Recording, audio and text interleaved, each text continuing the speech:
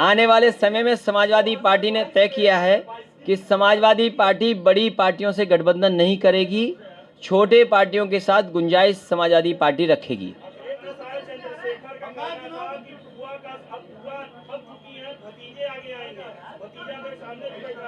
मुझे खुशी है इस बात की कि लोग ये कह रहे हैं कि आने वाली पीढ़ी आए। इसी बनारस के अपने पत्रकार साथियों से कहूँगा, इतिहास के पन्ने पलटिए आप। और इस देश में एक ईस्ट इंडिया कंपनी आई थी, हम लोगों ने जाना ही नहीं होगा। एक कानून कहीं पास हुआ और वो सरकार बन गई। ईस्ट इंडिया कंपनी जो कंपनी थी, एक कानून से वो सरकार बन गई। और हमारी सरकार जो है वो पता नहीं क्यों कंपनी बनने के रास्ते पे जा रही है।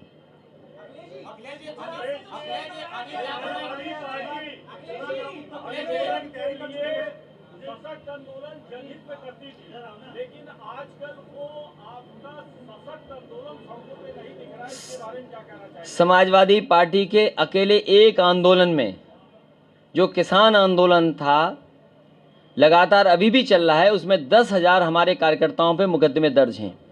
और आपको तो ये सवाल नहीं पूछना चाहिए, इसलिए कि यहाँ बनारस में किस बेरहमी से हमारे कार्यकर्ताओं पर लाठी चली है। मुझे खुशी है इस बात की कि पुलिस के लोग उन्हें लाठी मारते रहे, लेकिन किसान का नारा और नौजवान का नारा उन्होंने नहीं छोड़ा और समाजवादी पार्टी को और मजबूत करने के लिए दुगनी ऊर्जा से और दुगने जोश से जुट गए हैं। और हम तो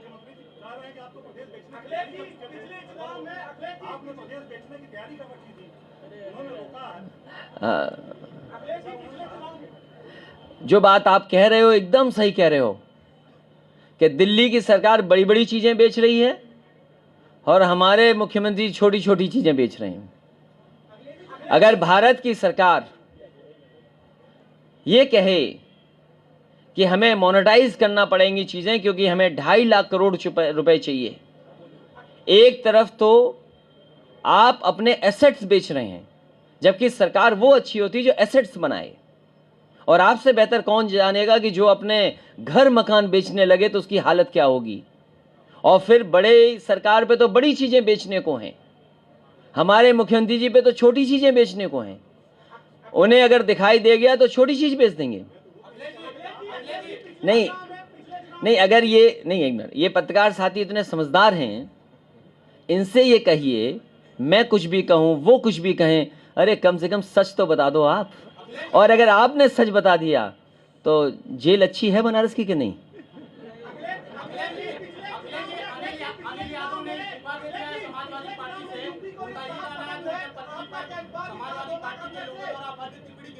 देखो, ये कांग्रेस वाली भाषा यहां मत बोलो। अरे ये छोटे छोटे कार्यकर्ताओं में लड़ाई झगड़ा चलता रहता है। ये हमारे समाजवादी लोग नया नया सीखे हैं व्हाट्सएप, इसीलिए ट्रेनिंग। ये हमारे पार्टी के कार्यकर्ताओं से कहूंगा कि आप भारतीय जनता पार्टी और कांग्रेस के रास्ते पर मत जाइए।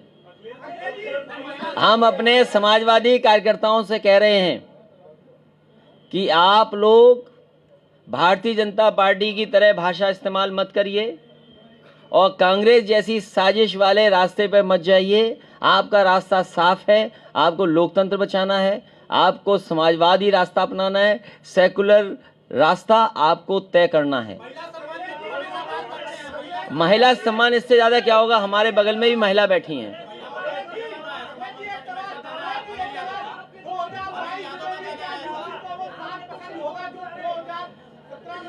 वो 7 बनारस के बाद छूट गया। और आने वाले समय में समाजवादी पार्टी ने तय किया है कि समाजवादी पार्टी बड़ी पार्टियों से गठबंधन नहीं करेगी, छोटे पार्टियों के साथ गुंजाइश समाजवादी पार्टी रखेगी।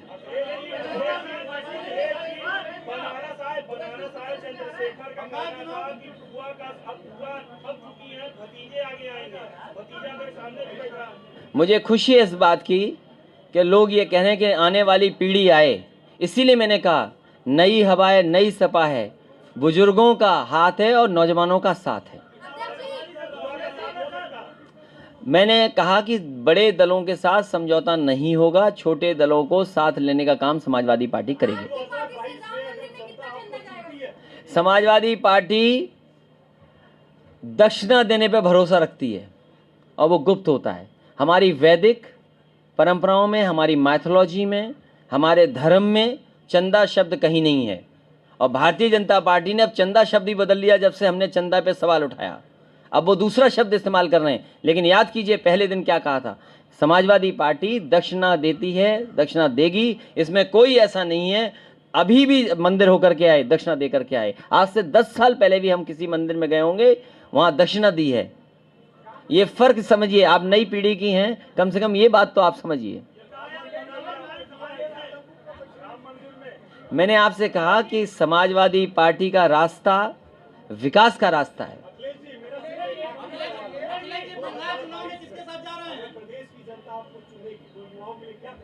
मैं अगर बता दूंगा तो भारतीय जनता पार्टी नकल कर लेगी। और मैं नकल बताता हूं आपको, नकल बताता हूं।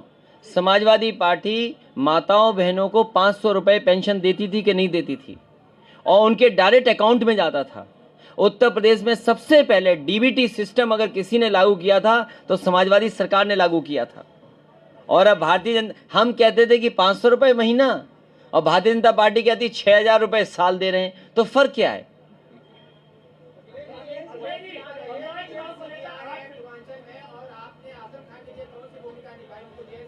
आप बचाओगे हमें, और आजम खान साहब के पास झूठे मुकदमे हैं। समाजवादी पार्टी लगातार परिवार के साथ है, आजम खान साहब के साथ है। ये लड़ाई कागज और कानून की है। और आप तो बनारस में जानते हो, देखते होगे, कोई ऐसो नाराज हो जाए कोई भी मुकदमा लग जाएगा आप पर। कोई भी तहसीलदार नाराज हो जाए कहीं भी नाप लेगा।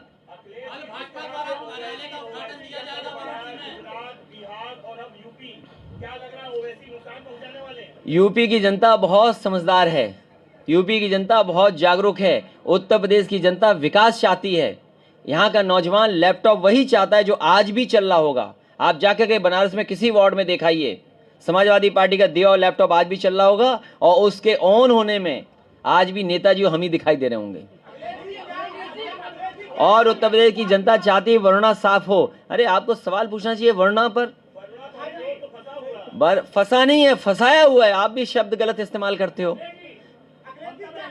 ये रिवर, एक मिनट, मैं ममता जी उस पर बोलूंगा। मैं ये जो रिवर्स साफ करने का तरीका है कि रिवर्स कैसे साफ बहे हमारे शहर में, जो गोमती मॉडल है, वही अंतोगतवा सरकारों को अपनाना पड़ेगा कि एक भी नाला नदी में न जाए। अगर कोई नाले का गंदा पानी जाए तो वो साफ होकर के जाए। और यही पहला गंगा एक्शन प्लान था। और आज भी भारतीय जनता पार्टी की सरकार ने इतने सालों के बाद गंगा नहीं साफ कर पाए। आप लखनऊ में 900 मीटर केवल सड़क जोड़ देंगे, पहला शहर होगा देश का जिसमें शहर के अंदर पूरी साफ सुथरी गोमती चल रही होगी।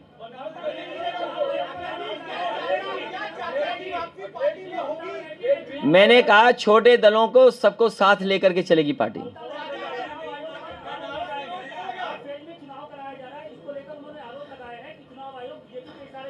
मैं मुख्यमंत्री ममता बनर्जी से पूरा सहमत हूं कि ये भारतीय जनता पार्टी की रणनीति है कि ज्यादा से ज्यादा फेस में चुनाव कराया जाए, जिससे ज्यादा से ज्यादा परेशानी पैदा की जाए। और मैं एक बात और उसमें जोड़ूंगा कि आदरणीय ममता बनर्जी जी को यह कहना चाहिए कि पोलिंग एजेंट के अंदर हर पॉलिटिकल पार्टी का एजेंट होना चाहिए। अगर एजेंट अंदर नहीं हुआ तो उम्मीद नहीं कर सकते हो कि फेयर इलेक्शन होगा। ये दिल्ली की सरकार और दिल्ली की जो फोर्स है वो आपके बूथ के जो एजेंट होते हैं उन्हें बाहर कर देते हैं। इसलिए मैं ममता बनर्जी जी को यह भी सुझाव देता हूं कि जहां 8 फेज की चुनाव पे उन्होंने सवाल उठाया है, वहां सवाल ये भी उठाएं कि बूथ के अंदर एजेंट नहीं होगा तो कहीं ना कहीं धोखा होगा। और यहाँ जितने हमारे लोग खड़े हैं ये बूथ के लोग हैं, ये जानते होंगे बूथ में एक भी समाजवादी पार्टी का कार्यकर्ता को नहीं बैठने दिया।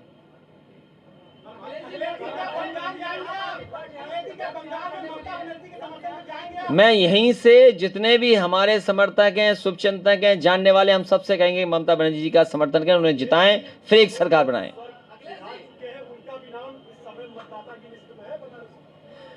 मैं आपसे कह रहा हूं कि इसीलिए ट्रेनिंग कैंप की जरूरत है बीजेपी बहुत होशियार है, वोट बढ़ाना, वोट कटवाना, किसको कहाँ शिफ्ट कर देना, किससे कैसे मैनेज करना, उनके लोग करते हैं। इसलिए बहुत जल्दी समाजवादी लोग भी इसी तरह काम करेंगे, जिससे हमारे असली वोटर हों। नहीं तो चुनाव के दिन अगर लाइन में खड़े हो, पता लगा आपका नाम ही नहीं है उसमें।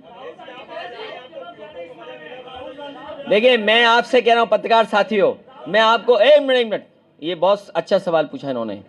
देखिए, इस जगह मुझे नहीं पता कितने लोगों ने क्योटो देखा होगा। मैं कहूंगा कि जिन लोगों ने क्योटो अपने जीवन में देखा है वो हाथ ऊपर खड़ा कर दें। क्योटो देखा है? दो हो गए, एक मैं हूं, एक ये हैं। मैं असली क्योटो की बात कर रहा हूं। मैं फिर एक बार कहता हूं पत्रकार साथियों से कि जिन्होंने क्योटो देखा हो वो हाथ खड़ा कर दे, और इसमें शायद मैं अकेला ही हूं जिसने क्योटो देखा है। मैं आपसे कह रहा हूं, भारतीय जनता पार्टी के रास्ते से 1000 साल में भी बनारस क्योटो नहीं बन सकता। उनसे पूछिएगा, 1000 साल में भी क्योटो नहीं बना सकते बनारस को। वो आप तय करो। मैं कहता हूं ज्यादा से ज्यादा दल आए, किसने रोका है लोकतंत्र में? मैं किसी को नहीं रोक रहा हूं।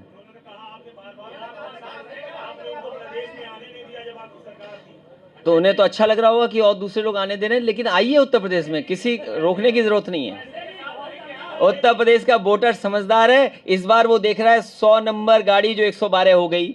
बताओ अच्छी योजना थी कि नहीं थी? एम्बुलेंस चल रही थी कि नहीं चल रही थी? वर्णा कॉरिडोर, आपके फ्लाईओवर्स, आपके 4 लेन 6 लेन, आपका पूर्वांचल एक्सप्रेस समाजवादियों ने दिया। ये जो एक मिनट जो प्रधानमंत्री जी से शिलान्यास कराया गया, पूरी जमीन समाजवादी पार्टी ने ली थी। उसका अलाइनमेंट समाजवादी पार्टी का है। टेक्निकल जितना भी डॉक्यूमेंट्स तैयार करने थे वो समाजवादी सरकार के थे। अरे हमारे मुख्यमंत्री तो जानते नहीं है फ्लाईओवर कहाँ बनना है, कलवर्ट कहाँ बनना है, वे साइड एमिनिटीज क्या होती हैं, मीडियन क्या होता है। अरे हमारे मुख्यमंत्री जानते ही नहीं, इसलिए 4 साल से ज़्यादा समय लगा दिया। और दुर्भाग्य इस बात का है कि एक्सप्रेस वे से बनारस को नहीं जोड़ा गया। इससे बड़ा दुर्भाग्य क्या हो सकता है?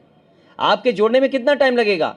गाजीपुर में जिस हिस्से से जा रहा है, अगर एनएचआई के अलावा एक्सप्रेस वे से जुड़ जाता तो सोचो आप कैसी बात होती। तो आपको भी वही एक्सप्रेस वे पे चलने का मौका मिलता जिस तरीके से आप दिल्ली से लखनऊ चले जाते हो, और 200 की भी स्पीड पता नहीं लगती कहाँ जा रही है।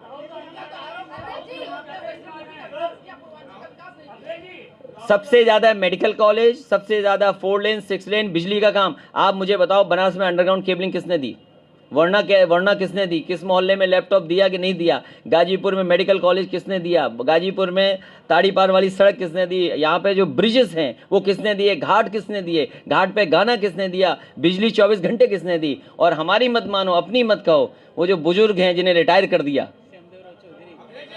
अरे जो बुजुर्ग हैं, श्यामदेव चौधरी जी है, सुनिए एक मिनट। अगर हमारी मत मानो, अपनी मत कहो, अरे कम से कम उन बुजुर्ग का कहना मान लेना। और याद रखना, उस समय जो जिलाधिकारी थे और उस पुलिस कप्तान थे, उन्होंने मुझसे कहा कि इनका धरना तुड़वा दो, नहीं जान चली जाएगी। क्योंकि भूख हड़ताल पे बैठ गए इसलिए कि प्रधानमंत्री जी के क्षेत्र में बिजली नहीं आ रही है 24 घंटे। जब मैं उनसे मिला, मैंने उनसे कहा, एक ही निवेदन मैंने उनसे किया। मैंने कहा क्योंकि प्रधानमंत्री जी का ये क्षेत्र है तो मैं आज ही 24 घंटे बिजली कर रहा हूँ, लेकिन प्रधानमंत्री जी से ये कहना कि उत्तर प्रदेश का बिजली का कोटा बढ़ा दो। लेकिन आज इतने साल हो गए हैं, आज भी उत्तर प्रदेश का बिजली का कोटा तो बढ़ा नहीं। लेकिन आप जब घर जाओगे और अगले महीने जब बिजली का बिल आएगा तो ज़्यादा दोगे कि कम दोगे? हम कुछ नहीं बताएंगे, बीजेपी वाले सुन के कर देंगे।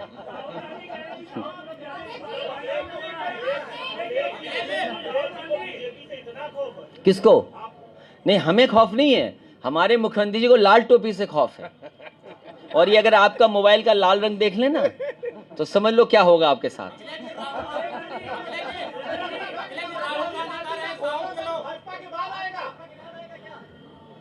पहले भारतीय जनता पार्टी से कहो कि अपना संकल्प पत्र देखें, उसमें उन्होंने जो वादे किए थे पूरे हो पाए हैं 5 बजट में कि नहीं हो पाए हैं।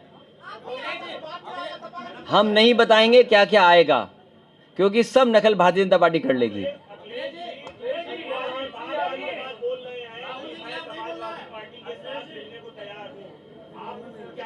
तो किसने रोका है? समाजवादी पार्टी ने कहा है कि छोटे दलों के लिए, सबके लिए हमारे पास गुंजाइश है। सभी छोटे दल, उनका दल नहीं है क्या? दल बोलो भाई, ये परिवारवाद वाली बात कर रहा है। राहुल गांधी कह रहे हैं कि साउथ के लोग ज्यादा स्मार्ट हैं। नहीं, ये बात गलत है। बनारस में आए, बनारस से स्मार्ट कोई शहर है क्या? यहाँ की ठंडाई पीने के बाद यहाँ से स्मार्ट ज्यादा कौन हो सकता है? और फिर ये बताओ, अरे वो बात छोड़िए, स्मार्ट कौन क्या नहीं है, वो बात छोड़ दीजिए, वो बात छोड़ दीजिए। अरे वो बात छोड़ दीजिए। देखिए, स्मार्ट की परिभाषा वो जानते होंगे किस रूप में कह रहे हैं वो, हम उस पर नहीं जाना चाहते आप। नहीं, अरे भाई सुन तो लो। उन्होंने शायद ये कहा होगा कि बनारस सिटी स्मार्ट सिटी बनी है कि नहीं बनी है। आपको स्मार्ट सिटी मिली कि नहीं मिली, वो कितने कदम आगे गया। और अगर स्मार्ट आदमी देखना ही है आपको, नीरज पहलवान सामने आ जाओ, यहीं खड़े रहो। इनकी खबर तो आपने भी चलाई है। ये ऐसा स्मार्ट आदमी है कि चीता को मुकाबला कर लिया इसने। चीता का मुकाबला किया, यहीं वहीं रहो बस। तो फोटो खींच गई तुम्हारी। ठीक है, धन्यवाद। ये इसलिए मैं परिचय करा रहा हूं इसके, क्योंकि इन्होंने चीता से लड़ने का काम किया है। अच्छा, शेर की बात इसलिए नहीं कर रहे हैं, मुख्यमंत्री जी ने 2 शेर हमारे ले लिए। अभी सुनने में आया है कि लखनऊ से कोई एक ऑर्डर निकला है। हमारी लाइन सफारी देश की पहली लाइन सफारी है, और आपको उस पर कम से कम गर्व होना चाहिए उत्तर प्रदेश के लोगों को, कि पूरी दुनिया में, भारत में, वो भी इटावा में, नेताजी से शुरू करके मैंने उसको पूरा किया। फर्स्ट ब्रीडिंग सेंटर है एशियाटिक लायंस का। वो कहानी आपको याद होगी कि कहाँ से शेर आए, कौन सी शेरनी, क्या लकड़भग्गे। वहाँ पर पहला ब्रीडिंग सेंटर बना और शेर पैदा हो रहे हैं। भारतीय जनता पार्टी ने 4 साल से उस लाइन सफारी को शुरू नहीं किया, और इसलिए नहीं शुरू किया क्योंकि वो जानते हैं कि लोग आएंगे और तारीफ समाजवादी पार्टी की होगी। सरकारें दोनों उनकी हैं, सीजेडए को परमिशन देनी है, सेंट्रल जू अथॉरिटी को परमिशन देनी है, वो परमिशन नहीं दे रहे हैं। उत्तर प्रदेश के मुख्यमंत्री जी नहीं चाहते कि लाइन सफारी चालू हो। और देखो, जब शेर चाहिए थे तो वहीं से 2 शेर, एक शेरनी लेके जा रहे हैं अपने चिड़ियाघर में। हमारे मुख्यमंत्री जी को यही फर्क नहीं पता है कि जू क्या है, सफारी क्या है। अगर यही जानते होते तो शेर को क्यों छोटे पिंजड़े में डालोगे? शेर रहता है खुले बड़े इलाके में। तो वो इलाका है हमारा चंबल का, यमुना का, वही जो जहां पर आज लाइन सफारी है।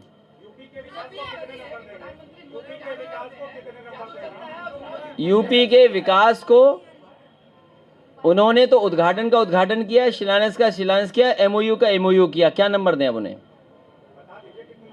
कोई नंबर नहीं दे सकते।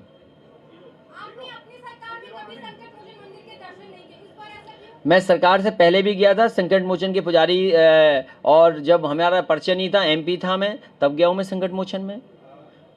अरे हम न जाने कितनी बार गए हैं मंदिर में। लेकिन ये जमाना ऐसा है, बीजेपी ने कहा है कि अगर कोई पूजा करते हो तो उसका प्रचार करो।